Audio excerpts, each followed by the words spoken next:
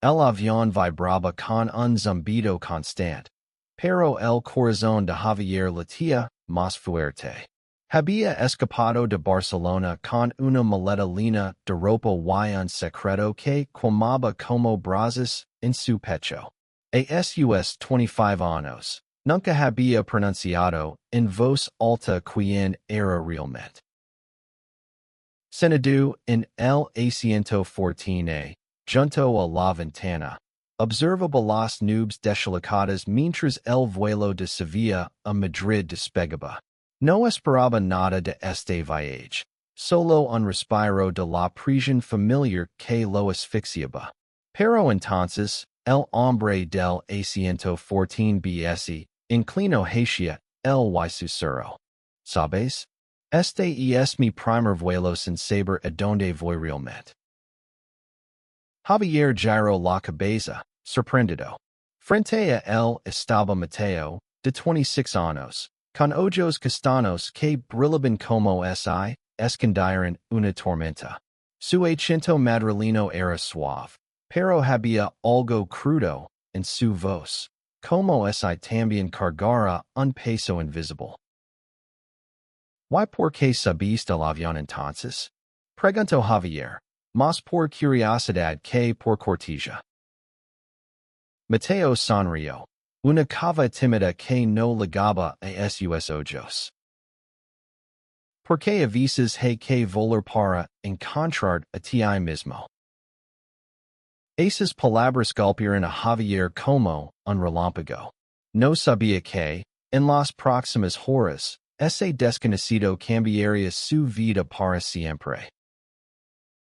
La cabina estaba llena de murmullos y el traqueteo de los carritos de bebidas. Javier, con su cabello oscuro desordenado y una camiseta blanca que dejaba entrever su piel morena, se sentía fuera de lugar. Había crecido en una familia tradicional de Barcelona, donde las expectativas eran claras.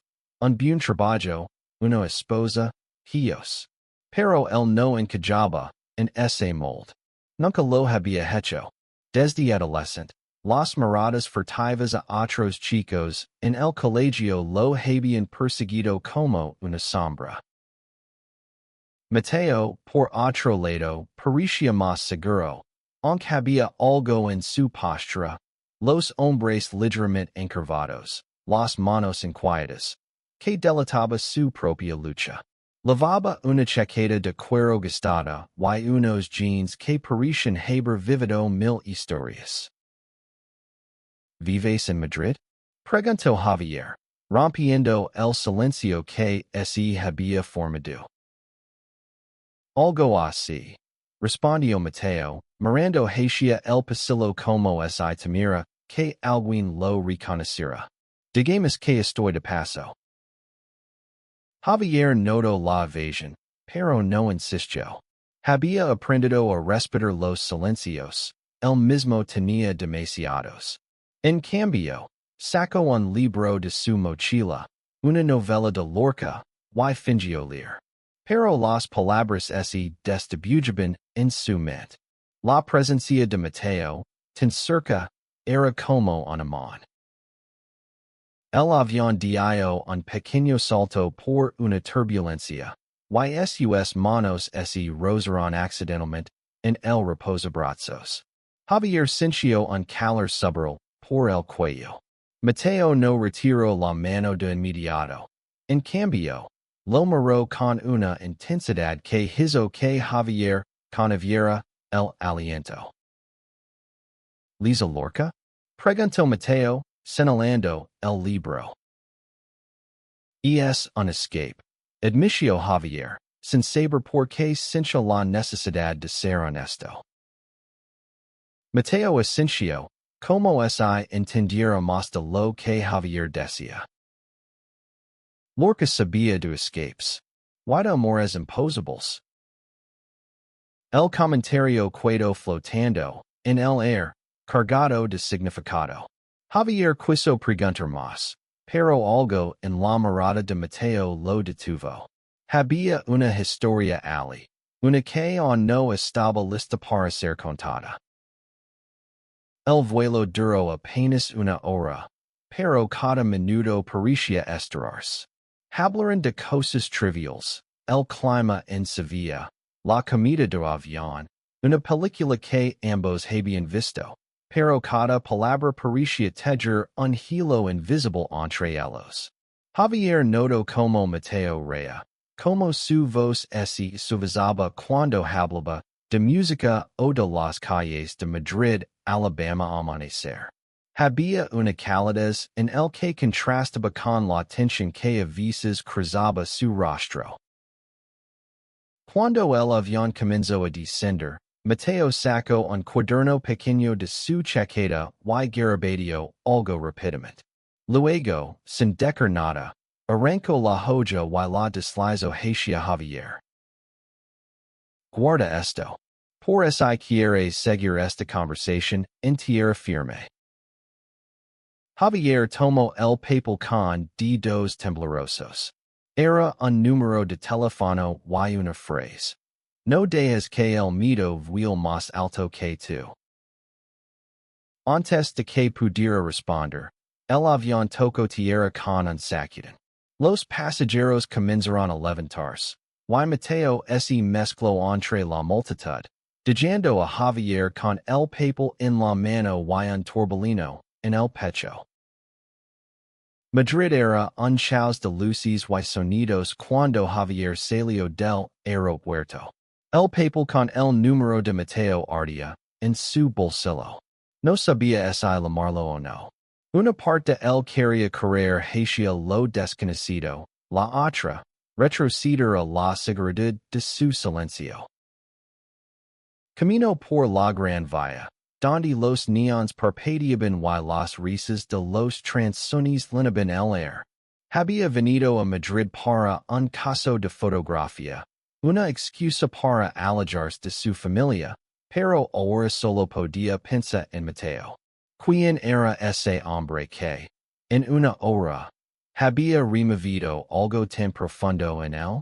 Se detuvo en una cafetería pequeña en Chueca, el barrio donde la libertad parecía respirarse en cada esquina. Mientras pedía un café, su teléfono vibró.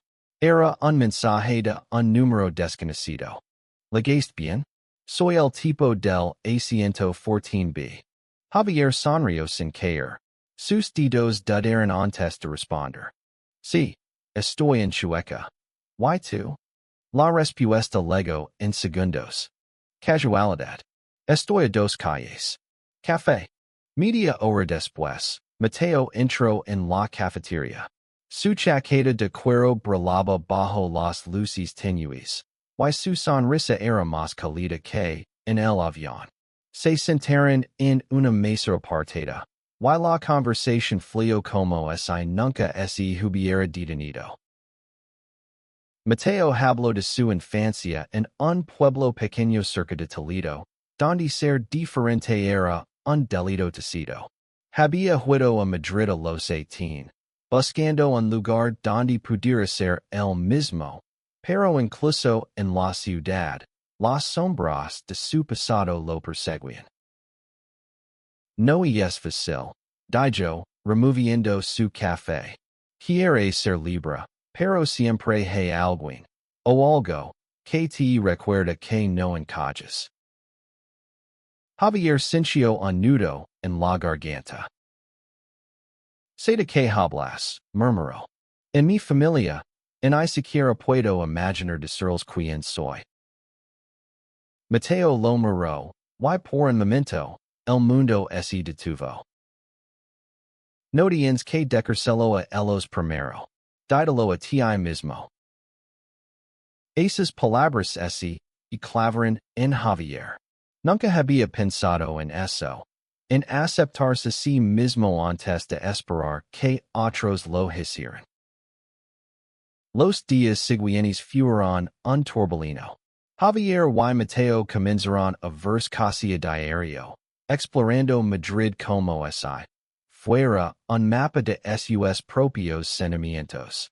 Pasaban por el Retiro, donde los árboles susurraban historias de amantes pasados, Y compartir cervezas en terrazas donde la música llenaba los silencios. Pero no todo era sencillo.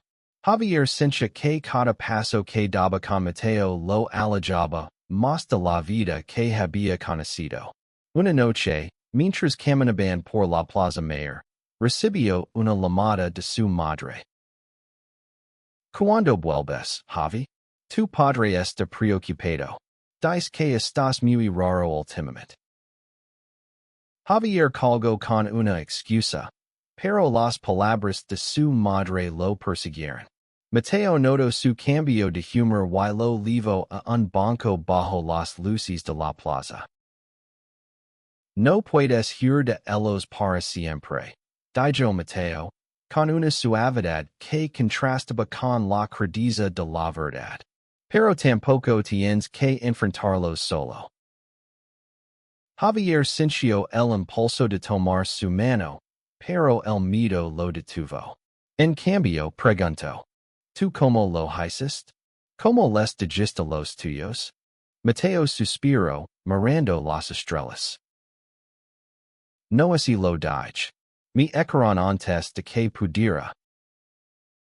La confesión de Joe a Javier sin palabras. Mateo contó como, a los 18, su padre encontró una carta que había escrito a un chico del pueblo. La discusión que siguió terminó con Mateo en la calle, con nada más que una mochila y un corazón roto. Madrid me salvó, continuó Mateo. Pero no fue fácil. Todavía no lo es. Javier sintió una mezcla de admiración y miedo. Mateo había enfrentado lo que él aún no se atrevía a imaginar. Una semana después, Javier y Mateo asistieron a una exposición de arte en el Prado. Entre los cuadros de Goya y Velázquez, Javier sintió que podía ser el mismo, al menos por un momento. Mateo, con su risa fácil y sus comentarios ingeniosos, hacía que todo pareciera posible. Esa noche, en un bar de Malesana, ocurrió algo que Javier no esperaba. Estaban bailando, rodeados de desconocidos, cuando Mateo lo tomó de la mano y lo acercó. Sus rostros estaban a centímetros, y el mundo parecía desvanecerse. No tengas miedo, susurró Mateo. Y entonces lo besó. Fue un beso breve, pero cargado de electricidad. Javier sintió que el suelo temblaba bajo sus pies. Por primera vez, no sintió vergüenza, solo una libertad que lo abrumaba. Pero cuando abrió los ojos, vio a un grupo de personas mirándolos, algunas con sonrisas, otras con desdén. El miedo regresó como una ola. Javier se apartó, balbuceando una excusa, y salió del bar. Mateo lo siguió, preocupado. ¿Qué pasa, Javi? No estoy listo, admitió Javier, con la voz rota. No sé si alguna vez lo estar. Mateo no lo presionó. En cambio, lo acompañó en silencio hasta su hostal, diciendo que el peso de la noche se sentara. Los días siguientes fueron una tormenta interna para Javier. Quería ver a Mateo, pero cada vez que lo intentaba, el miedo lo paralizaba. Las palabras de su madre, las miradas en el bar, todo se acumulaba en su mente. Una tarde, mientras caminaba por el templo de Diversidad, recibió un mensaje de Mateo. No quiero empujar. Pero no dejes que el miedo gane. Estar en el retiro esta noche. Si quieres hablar. Javier sabía que era una encrucijada. Podía seguir yendo o enfrentar lo que sentía. Esa noche, bajo los árboles del retiro, encontró a Mateo sentado en un banco, mirando el estanque. No sé cómo hacerlo, admitió Javier, sentándose a su lado. Quiero ser como tú, pero tengo miedo de perderlo todo. Mateo lo miró con una mezcla de ternura y firmeza. No soy valiente, Javi. Solo estoy cansado de esconderme. Y tú también lo estás, aunque no lo admitas. Esas palabras fueron un disparo al corazón. Javier sintió las lágrimas subir, pero no las detuvo. Por primera vez, habló de sus miedos, de su infancia, de las noches en que rezaba para ser normal. Mateo escuchó en silencio, sin juzgarlo. Cuando Javier terminó, Mateo tomó su mano. No estás solo en esto. Y en ese momento, bajo la luz de la luna, Javier supo que no podía seguir corriendo. La decisión de Javier llegó como un relámpago. Al día siguiente, llamó a su madre y le pidió que viniera a Madrid. No sabía cómo lo llamaría, pero ya no podía vivir con el silencio.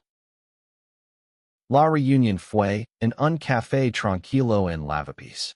Su madre, Carmen, llegó con una sonrisa tensa. Javier había preparado un discurso, pero las palabras así lo escapaban. Finalmente, simplemente dijo: Mama, soy gay. El silencio que siguió fue ensordecido. Carmen bajó la mirada, y por un momento, Javier temió lo peor. Pero entonces, ella habló. No voy a mentir, Javi. Esto es difícil para mí. Pero eres mi hijo, y no quiero perderte. No fue una aceptación inmediata, pero fue un comienzo. Javier sintió un alivio que no había conocido antes. Cuando salió del café, Mateo lo estaba esperando afuera. ¿Cómo fue? Preguntó, con una preocupación genuina. Javier sonrió, con lágrimas en los ojos. No fue perfecto, pero fue real. Mateo lo abrazó, y por primera vez, Javier no miró a su alrededor para ver quién los observaba. Los meses siguientes fueron un viaje de autodescubrimiento. Javier regresó a Barcelona, pero esta vez con una nueva fuerza. Comenzó a hablar abiertamente con sus amigos, y aunque no todos lo entendieron, encontró un apoyo inesperado en algunos. Mateo y él mantuvieron el contacto, vindos cada vez que podían. Su relación no era perfecta, había discusiones, inseguridades, momentos de duda, pero era honesta. Juntos, enfrentaron los prejuicios y las miradas, aprendiendo a construir su propio camino. Un año después, estaban de nuevo en un avión, esta vez rumbo a Granada. Javier miró a Mateo, que dormía con la cabeza apoyada en su hombro, y sonrió. El papel con el número de Mateo aún estaba guardado en su billetera, un recordatorio de cómo un encuentro casual había cambiado todo. La vida no era un cuento de hadas. Había luchas por delante, pero Javier ya no tenía miedo. Había encontrado su voz, su amor y, sobre todo, a sí mismo. Y eso, pensó mientras el avión cercaba el cielo, era más que suficiente.